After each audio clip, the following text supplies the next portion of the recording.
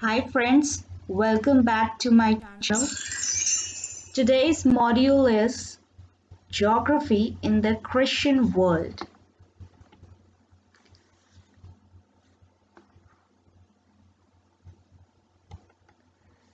As Dr. Bhim Rao Ambedkar, the father of Indian Constitution, said, men are mortal, so are ideas. An idea needs propagation as much as a plant needs watering. Otherwise, both would wither and dry. That's where human society and nation's development and growth is built upon.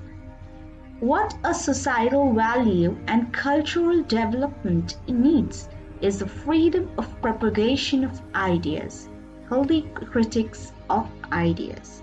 There will be conflicts, confusions, deliberations, but ultimately a good conclusion will come out. Every subject, from its face to being philosophy, a discipline, and ultimately becoming a subject, needs to undergo several paradigms. And it is us to who decide those paradigms. Each paradigm of a subject has its own ideas and concepts, thus leading to the development of a philosophy to a discipline and ultimately a subject. A subject, no matter what, has to undergo these paradigms to have its own identity and individuality. That's how a subject evolves its characteristics. The importance of freedom of ideas leads to new innovations and discoveries.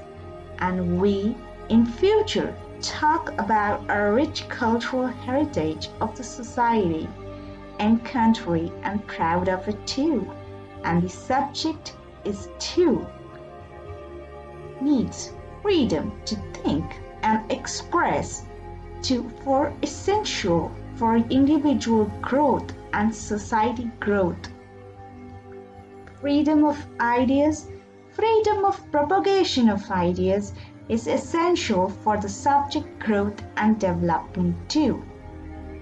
That perhaps seemed to be absent in the era after the Dark Age in the ways of deliberation of geographical philosophers.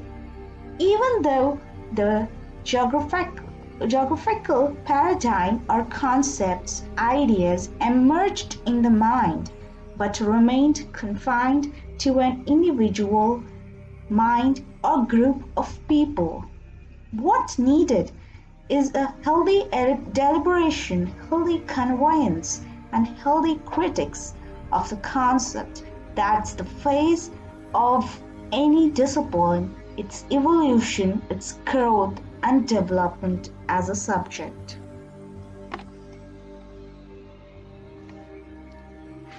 The era of the Byzantine Empire, the Eastern Roman Empire in 395 CE, Common Era, enjoyed a strategic location which enabled rulers to exploit the trade routes between Asia and Europe. Under able rulers such as Justinian I, the Byzantine Empire became one of the wealthiest in the world. Justinian I not only introduced a system of laws, he also built many churches, including famous Hagia Sophia. The death of Justinian I exposed the Byzantine Empire to attacks from Goths, Huns, Vikings, Arabs, and Normans. By 1453 CE, the Byzantine Empire was nothing more than an empire in decline surrounded by a few smaller villages. It was in such a weakened state that the empire was attacked by the Ottoman Turks the, Se- the Seljuk Empire. That was, Ottoman Turks were ruled by the Seljuk Empire at the time.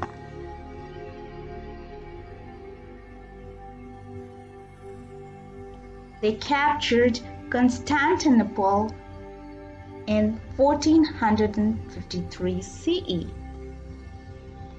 and Byzantine Empire came to an end. The Ottomans made Constantinople their capital.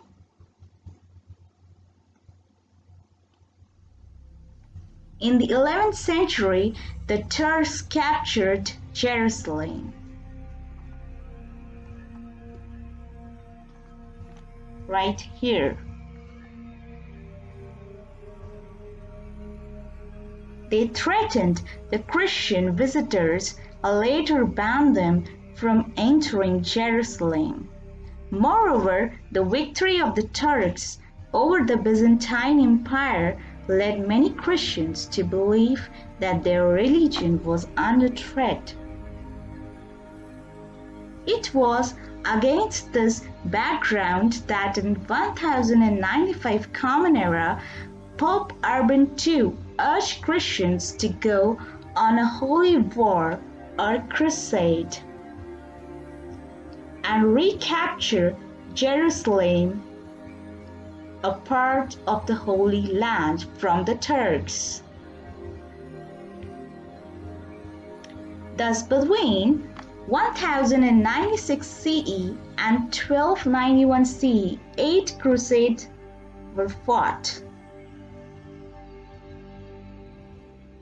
The immediate cause of the First Crusade was the loss of the area that is now Turkey to the Seljuk Turks in the 179 CE and the subsequent appeal by Emperor Alexios I. The Byzantine Empire in 1071 CE to Pope Urban II for the help. When the diplomatic solutions failed, Pope Urban II called the First Crusade of the Council of the Clermont in 1905 CE. Men from all over Christian Europe answered the call.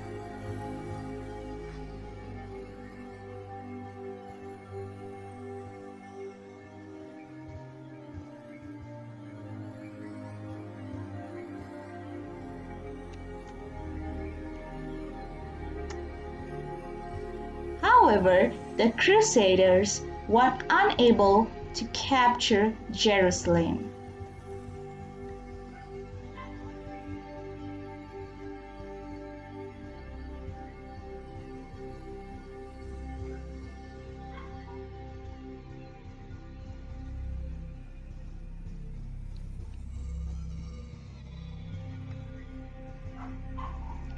There were all in 8 crusades fought.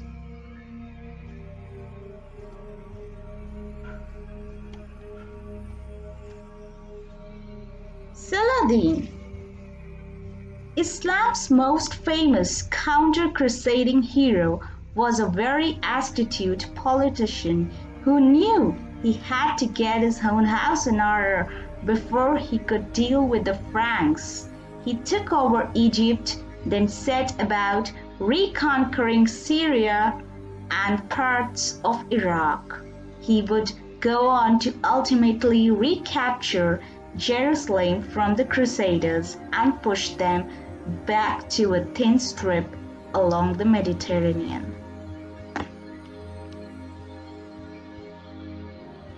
For the nascent view of the medieval Muslim world, history talked with 2 prominent scholars, Paul M. Cobb, professor of Islamic history at the University of Pennsylvania, author of Race for Paradise and Islamic History of the Crusades, and Suleiman A. Murad, a professor of religion at Smith College and author of The Mosaic of Islam.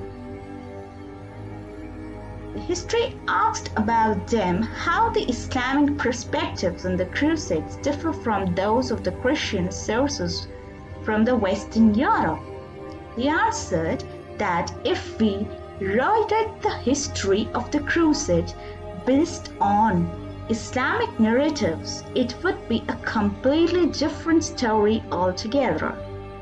There were no doubt wars and bloodshed were there, but that wasn't the only or dominant story. There was also coexistence, political compromise, trade, scientific exchange, love. We have poetry and chronicles with evidence of mixed marriages. Muslim perspectives just match Western ones in terms of chronology and geography.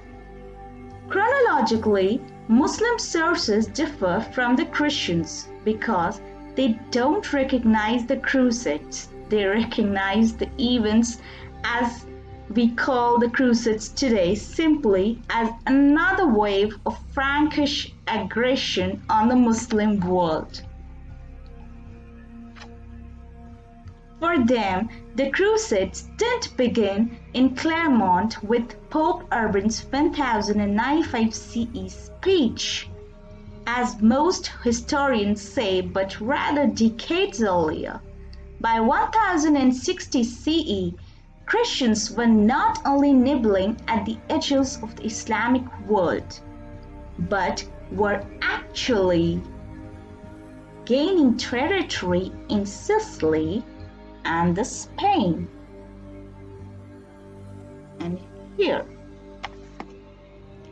And whereas most Western historians recognize the 1291 fall of the Acre as the end of the main Crusades, Muslim historians don't see the end of the Frankish threat until the mid-15th century when Ottoman armies conquered Constantinople. Muslims saw the Frankish threat as Mediterranean-wide, Mediterranean edge of the Muslim world, that is Spain, Sicily, and North Africa, and what is now Turkey over hundreds of years. The physical boundaries of the Islamic world, those lands that recognized Muslim rulers and authority of Islamic law, was much bigger than the land of the Latin Christian West. It stretched from Spain and Portugal in the west to India in the east, and from Central Asia in the north to Sudan and Horn of Africa in the south.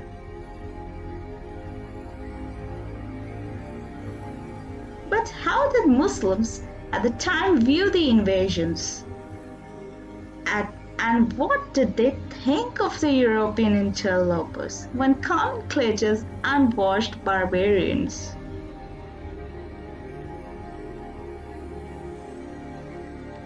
The consequences of the Crusades of the 11th to 15th century CE have become one of the defining events of the Middle Ages in both Europe and the Middle East. The campaigns brought significant consequences, whether they augured, but also pushed changes within the states that organized and fought them. Even when the Crusades had ended, their influence continued through literature and other cultural means and resurrected an idea in more modern times. They continue today to color international relations.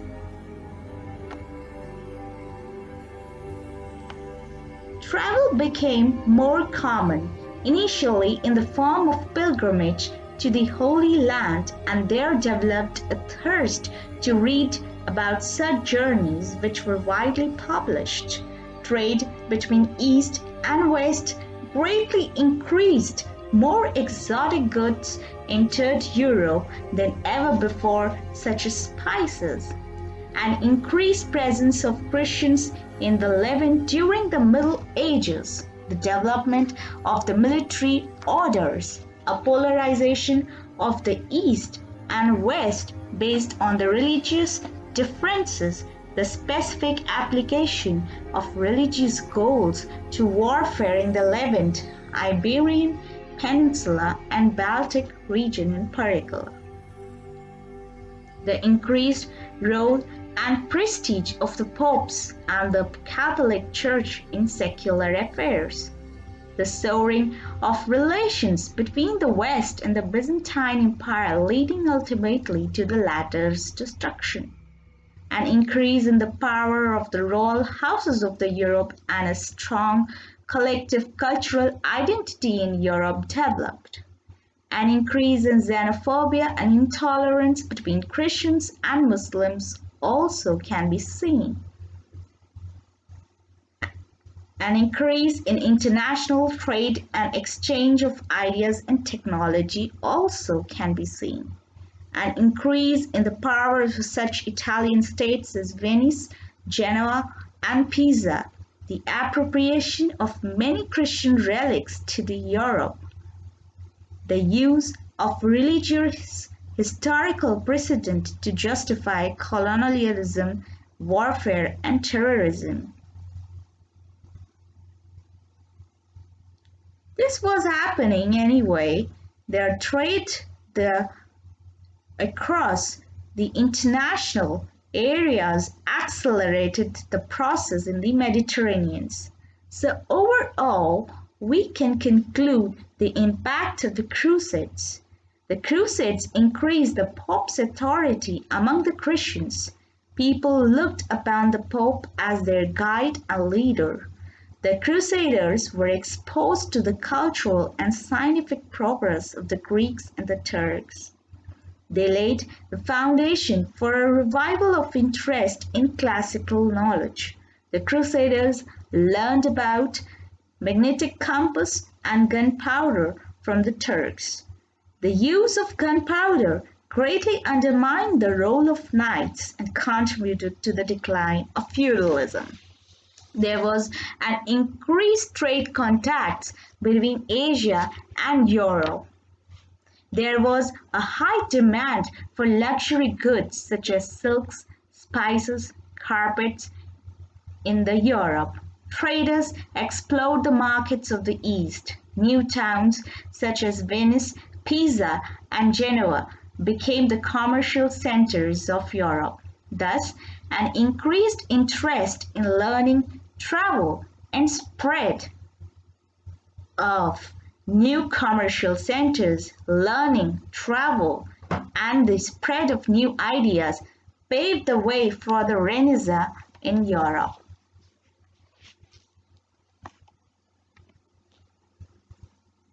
However, there are many exaggerated claims being made concerning the effects and consequences of the Crusades on life in the Middle Ages and later. They were undoubtedly momentous changes in life, politics, and religion from the 11th to 14th centuries CE. But it is perhaps prudent to heed the words of the historian and acclaimed Crusades expert T.S. Bridge. The precise role of the Crusades remains debatable. Any attempt to pinpoint the effect of this movement is fraught with difficulties because it demands the tracing and isolation of one single thread within the wave of history, and the hypothetical reconstruction of the world. Were that strand to be removed, some impacts were relatively clear, but many observations must perforce be confined to broad generalizations.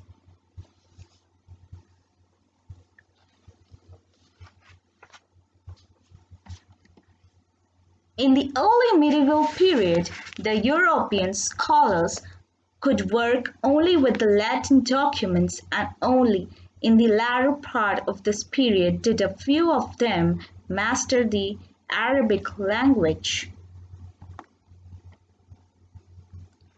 The Greek materials remained entirely unknown, except in tradition. Geography in the Christian world was confined to the process of translation of the earlier geographical ideas of the classical age. But two medieval scholars, Martianus Capel and Ambrosius Theosodius,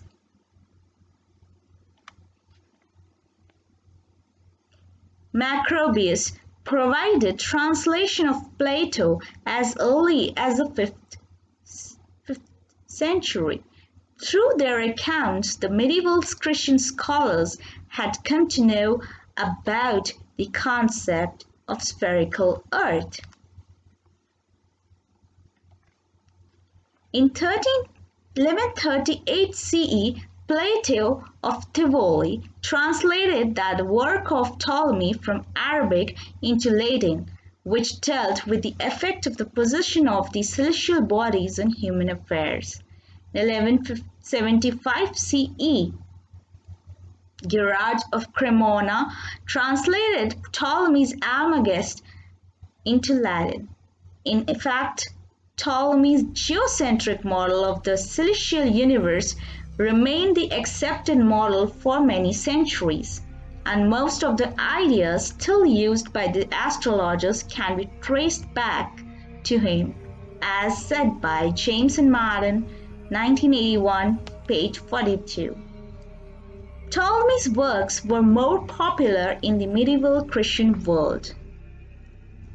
It was Albert Magnus who for the first time translated the geographic ideas of Aristotle from Arabic in the 12th century, in which he gave emphasis on the Greek concept of equating habitability with latitude. Albert added few more explanations concerning the concept of ecumene, that those who lived close to the limits of the habitable earth turned black, but if dark-skinned people moved into the temperate latitudes, they would gradually turn white. Isidore of Seville compiled a sort of geographic encyclopedia in the 7th century. The medieval Christian world witnessed the gradual deterioration of mapping as the period lost the viability of showing alignments and boundaries with precision and accuracy. This had been the case also in the classical period, when greater attention was given to accurate delineations of the coastlines. In fact, the medieval period witnessed the so-called geomaps. It was during the Crusades that occurred between 1096 CE and 1270 CE, when Christian Europe attempted to recapture the Holy Sepulchre at Jerusalem from the Arabs, that European men drawn from various parts of the continent brought with them exciting stories about strange people and strange landscapes beyond the geographic horizons. Marco Polo's visit to China brought a silver lining in the propagation of geographical ideas which remained missing during the Dark Ages. The Polo's brothers and the son of one of them, Marco Polo, did make contributions to the Christian world about the Asian landmass. The Polo brothers visited China and stayed from 1260 CE to 1269 CE. They went across the great deserts and inhospitable surface of Central Asia to reach China.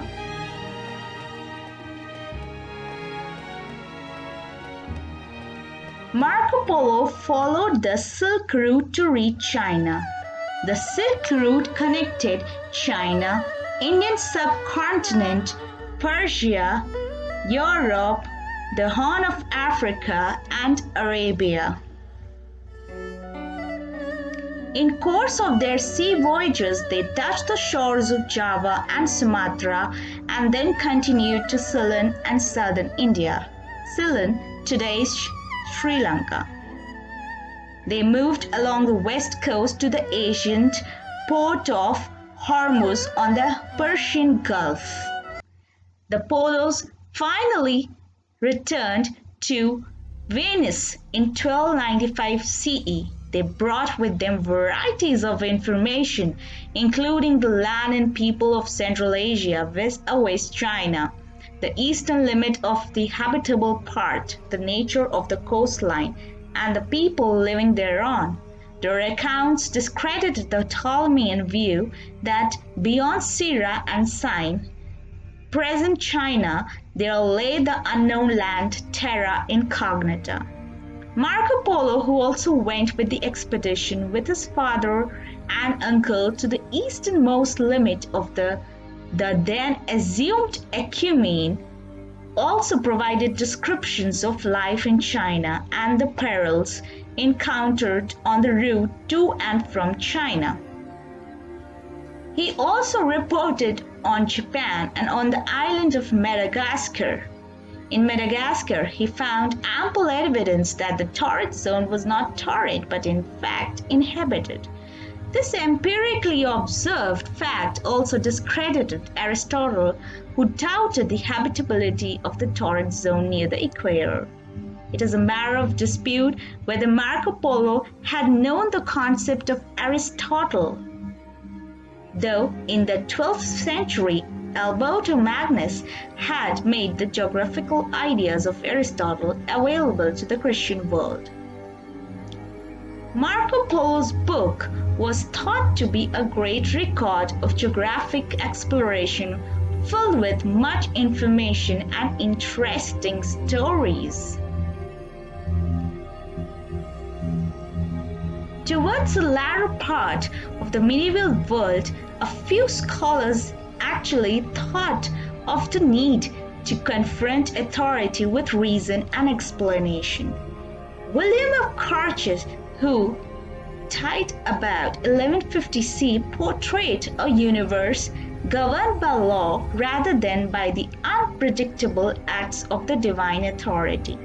He presented some remarkably modern ideas concerning the heating of the atmosphere from below and the formation of the clouds by the cooling of the air.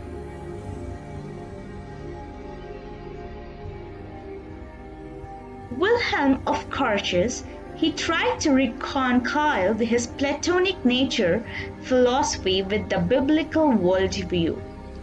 He diffused contradictions that he encountered by interpreting the description in the Bible as an allegory that could not be understood literally. His understanding of man as a natural being integrated into the nature. Robert Crusades, another scholar of the Christian world, was an intellectual visionary, unafraid to confront others when he saw the need, who was a figure of immense importance to the 13th century church. He aimed to produce theology that was not only useful to the ordinary parish priest but that also met the intellectual standards of academia. He was a man of many talents, commentator and translator of Aristotle and Greek patristic thinkers, philosopher, theologian, and a student of nature. He was heavily influenced by Augustine, whose thought permeates his writings and from whom he drew a new Platonic outlook.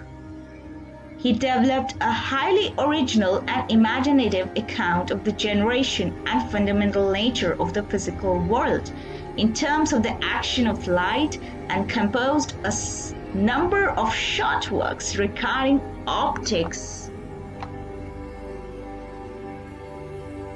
and other natural phenomena as well as of works of philosophy and theology. As bishop, he was an important figure in English ecclesiastical life, focusing his energies on rooting out abuses of the pastoral care. He made a powerful impression on his contemporaries and subsequent thinkers at Oxford, and he is also hailed as an inspiration to scientific developments in 14th century Oxford. Some of his contributions are the metaphysics of light, infinity, continuity and measurement, creation, eternity, time and being, free decision and freedom of the will, and others. Grottesque had several important books and works translated from Greek via Arabic. Euclid was one of them. The part of optics which was when well understood shows us how we make things a very long distance off appear as if placed very close, and larger nearer things appear very small, and how we make small things placed at a distance appear any size we want, so that it may be possible for us to read smallest letters at incredible distances, was given by him. He also played an important key role in the development of the scientific methods as a demonstrative science. He was the first scholarist to fully understand Aristotle's vision of the dual path of scientific reasoning, that is, generalizing from particular observations into a universal law and then back again from universal law to prediction of particulars. Grottesque called this resolution and composition. For example, looking at the particulars of the moon, it is possible to arrive at universal laws about nature. Conversely, once these universal laws are understood, it is possible to make predictions and observations about other objects besides the moon. Grottesque said further that both the paths should be verified through experimentation to verify the principles involved. These ideas established a tradition that carried forward to Podia and Galileo Galilei in the 17th century.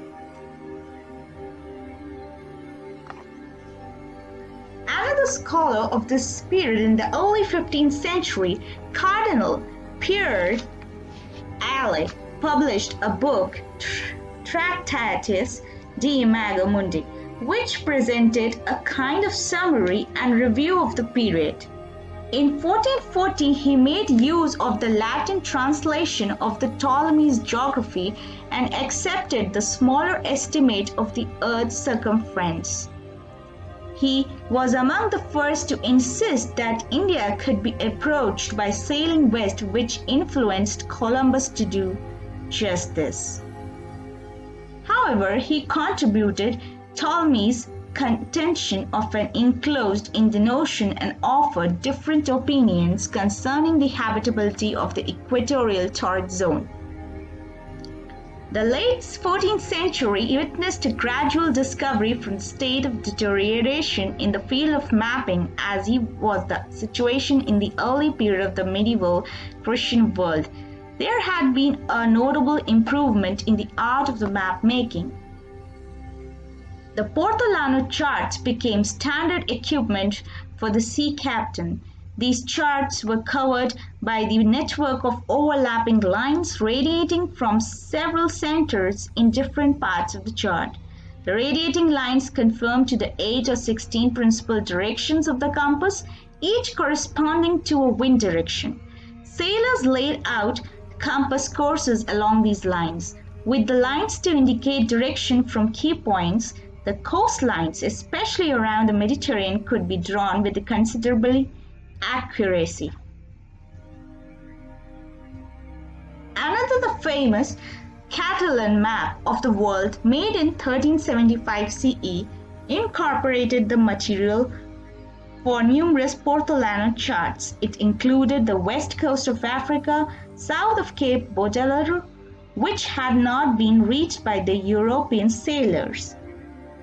The Catalan Atlas is an important 14th century map from the Majorcan cartographic school, most probably produced in 1375 CE and attributed to the Crusades Abraham. Of the 6 vellum leaves, 4 comprise the actual world map and are divided into 2 parts. Unlike many other maps, the Catalan Atlas is meant to be read with the north at the bottom with the far east at the right. The Catalan map has first 2 leaves seen here from the oriental portion of the Catalan Atlas include numerous references to the travel literature of the time, notably Marco Polo's Book of Marvels and the Travels and Voyages of Sir John Mandeville. It also included the west coast of Africa, south of Cape Verde, which had not been reached by the European sailors. It also included East and Southeast Asia based on the reports of the Marco Polo. And this was the first ever map that could give a proper outline of Ceylon, today's Sri Lanka and the Indian Peninsula, as stated by Kimbo. The late 14th century also witnessed a notable improvement in the art of navigation. The instrument astrolabe, which was invented by Hipparchus, had been improved and came into common use by the navigators to navigation by making it possible to fix the altitude of the pole star more accurately. The map makers were a vital necessity in the field of navigation, and thus most of the map makers were working for the merchants and sailors, though there were differences of opinions with regard to the land beyond the equator. Geography in the Christian world of the medieval world period appears to have very much relied upon Ptolemy's works and ideas, but very little attempts were made to revive the Greek traditions in geography. Christian scholars of the period had different interpretation of Ptolemy's works, and their opinions differed on various aspects of the Ptolemy's geographic ideas. The Christian world cannot boast of having developed any concepts, models, or paradigms for the succeeding generations during this period. Here we come to the end of the video. You can subscribe to visit here more often.